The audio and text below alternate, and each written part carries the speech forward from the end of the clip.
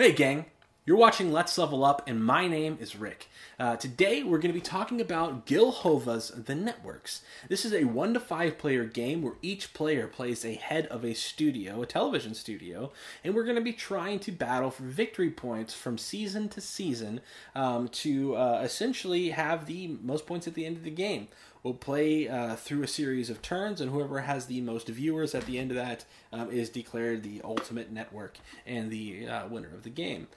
This is self-published by Ferret Games by Gil Hova himself, and I will just like to say before I actually get into the review part of this, or rather the overview, I'd like to say one thing about Gil.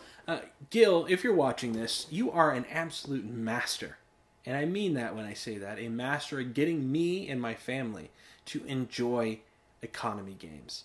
You told me you had this really awesome game. It was about TV studios, and it was going to be fun and light. And you have a really strong economic engine in this thing. It is very. To me, it's mind-boggling how well you can disguise a genre of game that I don't particularly enjoy often, and have me just eat it up the whole time. You did it to me in Battle Merchants, and you're doing it here in the Networks. I think that the Networks is a very awesome game. And I thought Battle Merchants was an awesome game as well. So you're 2 for 2 in my opinion. And I love everything about this this game you got here with the network. So that being said, guys, let's have this hit the table. And I can show you a little bit of how it's played. And then after that, give you kind of an overview and my final thoughts on what I think about the networks. Here we have a consolidated example of how the networks is going to be set up. You're going to want to put the main player board here in the middle of the table for all players, the reference sheet as well, according to the number of players you're playing, and then stack the ads, stars, network cards, as well as the shows for seasons 1 through 5 within reach of all the players. You're going to probably want to have this spread out quite a bit more, and one of the things that really surprised me about the networks is how big it actually is. I have a smaller 3 by 6 table, and it took up the majority of the play space once everybody had all their stuff laid out. So it is a fairly expansive game on the table. We have a standard victory track here, show you what season that you're going to be playing on, and then whenever you decide to drop out, you actually will have determine your player order for the next season. We also have the starting money for each player, the budget that you're going to get for the first person to drop, and then the number of stars, ads, network cards, and shows per season that you're going to be playing with. All in all, I really like the way that this game really lays everything out for you, so you're not constantly having to search through the rule book to figure things out. Everything really is self-explanatory within the iconography that Gil has set up within the game, and then also just within the cards themselves. They really are able to convey the rules of the game without making you read a bunch of things. Let's take a look at one of the player boards. So when you start the game, every player is going to have a player board. They're going to take their starter star, their starter ad, and their 3 starter shows, and then once everybody is ready, you can go ahead and reveal them. So your starter ad and your starter star are pretty basic things. They show you the amount of money you're going to get for the ad and the amount of viewers the star is going to bring in for each season. We'll take a look at the star cards and then the ad cards a little bit more in depth later. But let's take a look at the meat of the game, and that's the actual shows. We have 3 different time slots that the game is going to be filled in. The 8 p.m. slot, the 9 p.m. slot, and the 10 p.m. slot. We're going to be basically battling each other to have the best shows with the highest quality stars and the most lucrative ad deals so that we're getting the most money and the most viewers every turn, or every season rather. The player with the most points at the end of the game is going to be declared the winner. So our 3 starting shows are Get to Know Your Lower Colon, Let's Pickle, and the biannual county bubble wrap popping tournament, which is all very exciting television.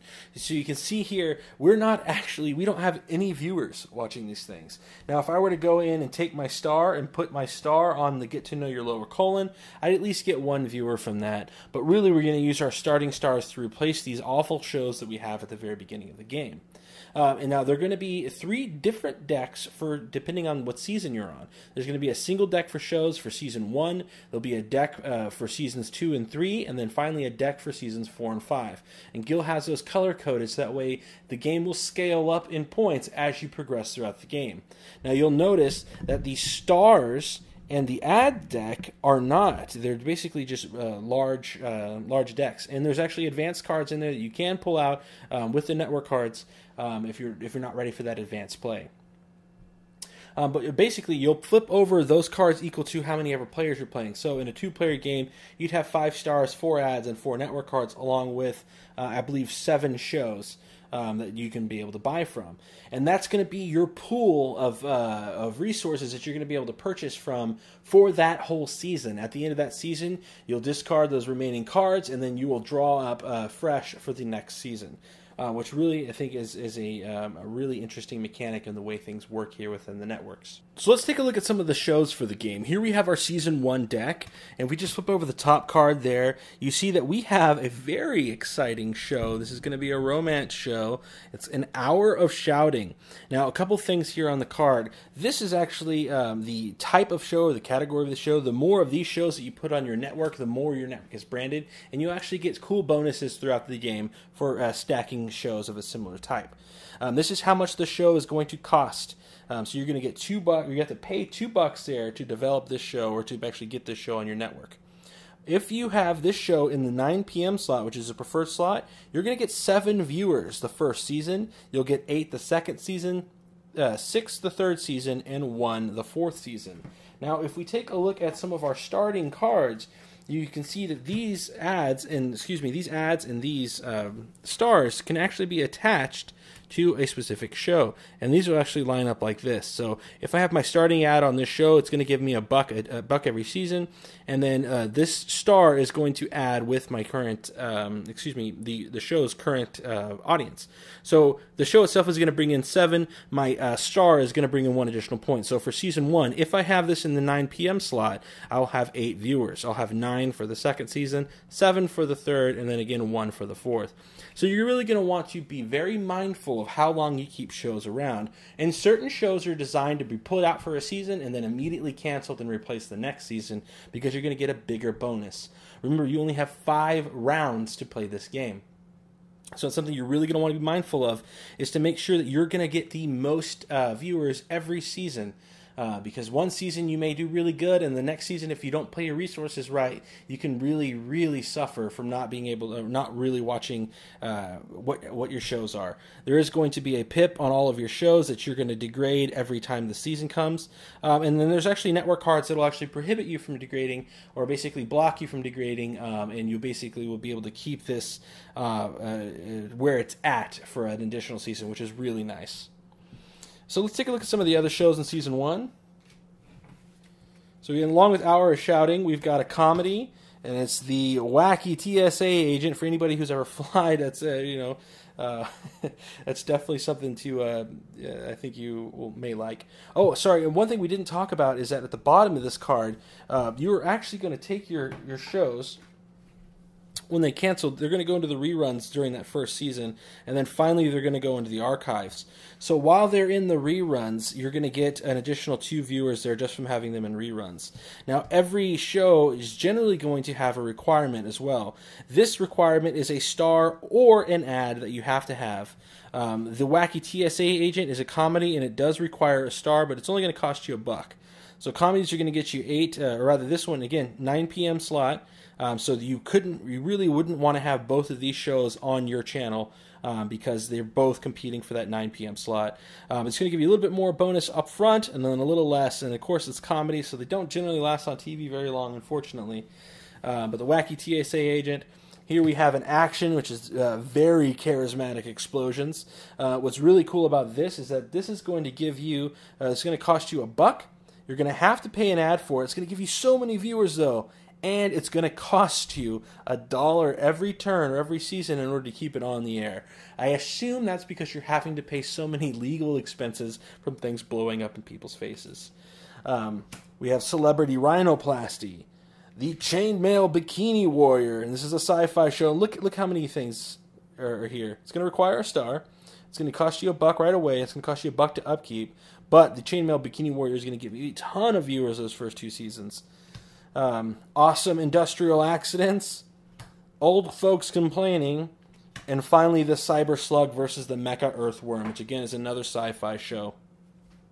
I really, really enjoy just the overall theme of this game. It is so silly, and it pokes fun, and really it's almost an homage to television at the end of the day. And it really I love games that can laugh and not take themselves too seriously, and Gil has a great way of doing that in this particular game. Let's take a look at some of the couple of other shows from season 4 to 5, just to give you an idea of what we're looking at here. So you can see once we get in there, here we have the Limping Treated and Released. It's a 10 p.m. show. It's going to cost you $5 to bring it on, 2 for every season after that. When it goes to reruns, you get 5. You have to have a star, and you have to have a star and or an ad as well. Again, it prefers a 10 p.m. slot. It's going to do really well in the later seasons until it gets to the 4th, where it's not going to be much. Here we have Paisley is the New Burnt Umber. It is another drama. It's going to be $5 right away. And again, you can see that the numbers there are pretty similar. Here we have Dr. What. Again, 5 right away. 2. It's going to be for the 8 p.m. slot. You're going to get 7, 10, 7, and then 1 for the following seasons. Requires a star and a star or an ad. Here we have some good old-fashioned American television here. So You Think You Can Flail. It's going to require an ad, and it has an optional ad as well. That basically can bank that other slot. And then it's going to have 9, 13, 11, and 3. And then finally, a comedy called How I Left Your Father, which again is going to require a star and or one of the others. And then it's going to give you 9 viewers, then 10, and then 11, and then 1. So let's take a look at some of the ads that you're going to get, and then some of the stars as well. So here I have just a handful of the stars, and I haven't looked at these yet. So here we have Gray Fox. Gray Fox is going to, actually it's this very special card. It says you don't discard on the first cancel or first time you rotate, second time don't rotate. And then it's also going to give you 3 viewers for the first and second seasons, 2 for the season after that, and finally 1 for that. It's going to cost you $1 to get right out of the back. And then we have Rerun Guy. Rerun Guy gives you a ton of points on the rerun, but not so much. He's not really appreciated when he's on the air. Only costs $1. Again, it is a star. It's going to be 1 viewer the first season, 2 for the second, and then 1 after that. So really after that second season, really after the first season, you're going to want to cancel this show as soon as possible that he's attached to. Then we've got Grizzled Action Hero. He costs 5 right away and is an upkeep of 1. But he also has this ability that says rotate unless this show is action. So if you have to rotate this guy, he's going to give you less. But if he's on an action show, if he's on an action show, you're going to get a lot of viewers here for this star. Here we have the Cable Series star, $3, $1 to upkeep. 2, 4, 1, and 1. And then the square-jawed actor, $5 right away, $1 to keep, and then 3, 5, 5, and 1. You have to rotate this rotate this actor unless he's a drama.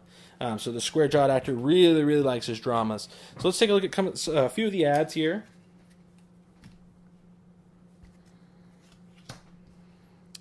Ultimate Apple Cider. You get $3 right away, and then $1 every turn.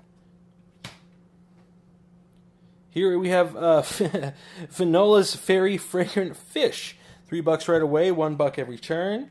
Here we have an ad for McTacos. $2 right away, 2 for every turn. You have to rotate it unless the show is on 8 p.m. And then if that's the case, again, you're only going to get the value there at the top, and that's going to only be $1 every turn. So you got to keep an idea of what you have. Whenever you get an ad or you get a star, if they don't have to be played right away, they're going to sit in your green room, and you're going to be able to choose when you buy a show. You're going to be able to take these out of your resource pool basically and attach them to the show when they come in. You can also attach a star or ad after the fact as well. We have Emergency Trousers Ltd, Yeti Yachts, Persnickety Pizza. And again, all this is really tongue-in-cheek on some of the ads that you would see on television. Some of them are frighteningly, I'm surprised, aren't already on TV. And they may be. I have no idea, but I could definitely see them happening. Last card type I wanted to talk about here are the network cards. The network cards are really, really powerful cards that you're going to be able to take advantage of. Some of them are going to be advanced. Some of them are going to be basic. But here we have a Star Sponsor. This is the ×1 ability, which means you can do it one time. You discard this star, or you discard when developing a show and attaching a star to use.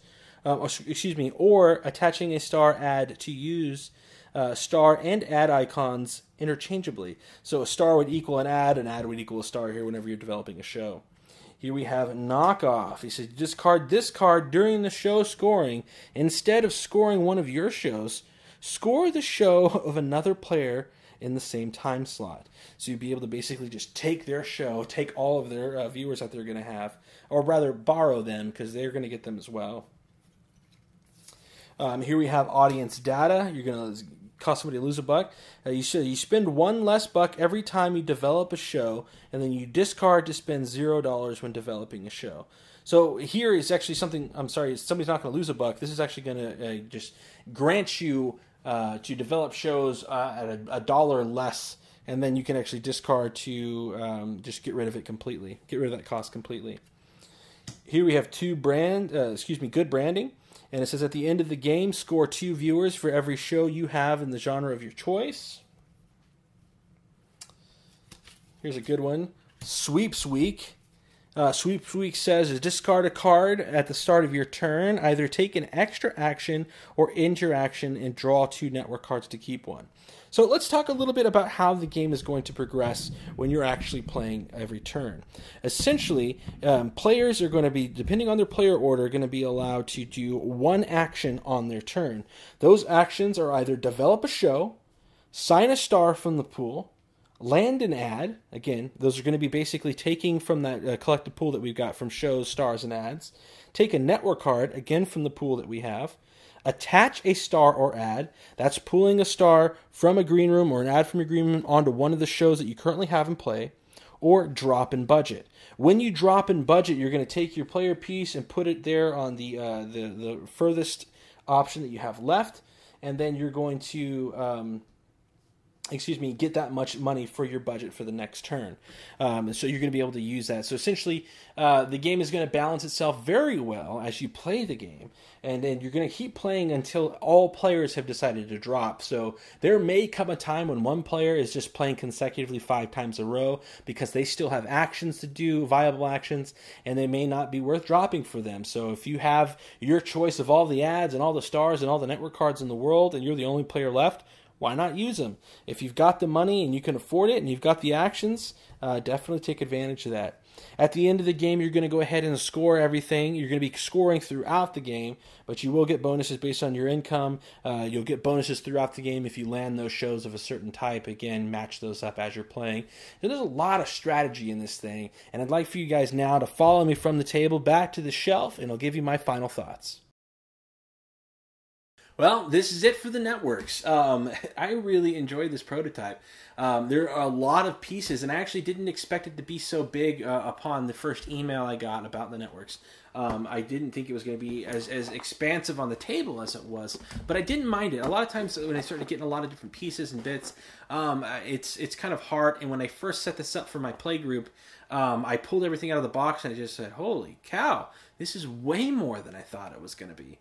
But after a few minutes into the first turn, everything made sense for us. And my wife was playing as well, and she's not an avid gamer, but I think she followed along, and I think she really enjoyed herself with the networks as well, which is saying something all on its own.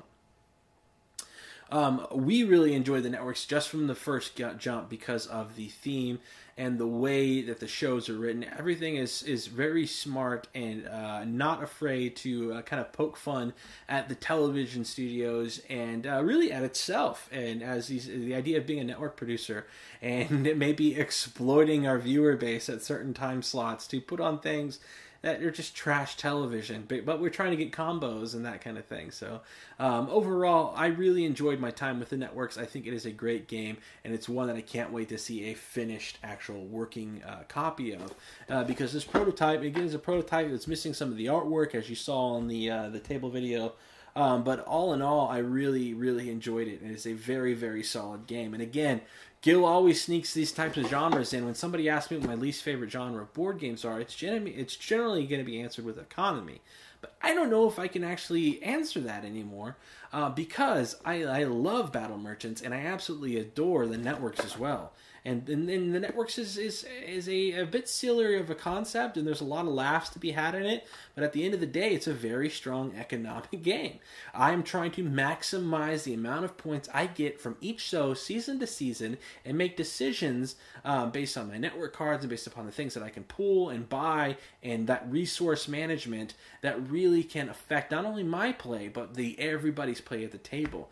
And it's just so beautifully done that you don't even realize you're really doing that in the game until you really stop to think about it. So, Gil, I know you are a much smarter man than I would say, but I think you have a really good game here, and it's definitely one I look forward to checking out more in the future. So, on that note, guys, thank you so much for watching this video. If you liked it, please give us a thumbs up. Leave your comments in the below to let us know what you think or what you would like to see from the channel. And if you haven't already, think about subscribing, because that would help us out. And if you have and you want to help us out even further, tell some of your friends about the channel. That's what really helps us out, just getting us out there. And I'd like to thank everybody for their continued support and patience with us throughout everything that's going on. I really appreciate it. And even though there may be weeks where or a week or so we don't have any content, everybody's really positive. And anybody who interacts with us on Twitter at Let's Level Up or on Facebook, really want to say thank you again, because it's just so fun. Even with my schedule gets so crazy and family life gets so crazy that it's hard to do this. It's really fun to know that you guys are there and supporting. It's really humbling too. So without getting any more mushy, thank you again. It's really a blast to do this. And Gil, congratulations. I think the Networks is a really fun game and one that we had an absolute blast with. So until next time, guys, thank you so much and game on.